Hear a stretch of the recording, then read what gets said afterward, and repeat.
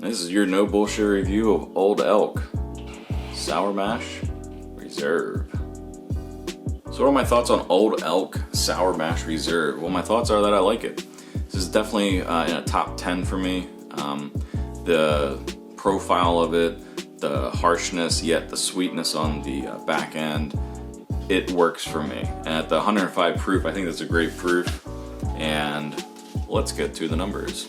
As far as sweetness goes, this is a no bullshit review. We're gonna get down to the business. I'm not gonna sit here and bullshit with you for 12 minutes. So as far as the sweetness goes, we got 5.5 mid, range sweetness. More so on the back end than the front end. The front end kind of bites you. It reaches out and grabs you. I have wrote down here, hello. Smokiness, it's very smoky and nutty. So I got 7.2 on that. I don't get any florals out of it.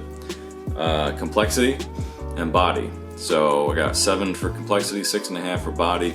It has a good viscosity to it. Not too heavy, not too thick. Definitely not thin. So I do like that. And then complexity, there's a lot going on with it. Harshness, I have a 5.5, which is kind of like mid-tier. It definitely starts out with a bite and finishes sweet. So that's kind of cool.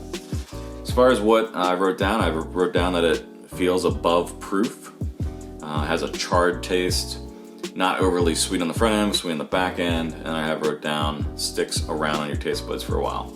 So that's what I have for this one. If you're looking for stuff to compare this to, the first one is just Elijah Craig, good old Elijah Craig 94 proof small batch.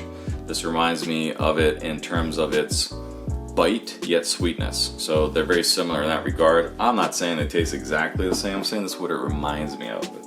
As far as the bite reminds me of Rare Breed's bite.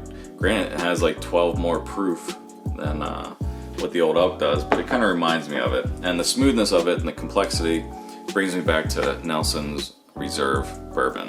So if you like those, I think you would be, interested in this one. Value, I don't think anything over 60 bucks is a value. It doesn't have a high value. So I have a 4 wrote down for value. If you want to try it, I think you'd like it. I like the way the bottle looks on the bar. It tastes good. It's not a bad bourbon.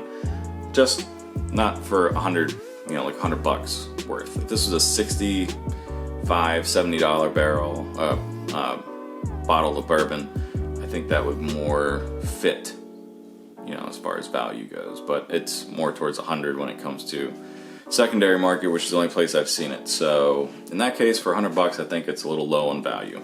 If you've had this before, go ahead and put it in the comments what you think of it, or even Old Elk in general. If you have any questions or anything, let me know. And until next time, later.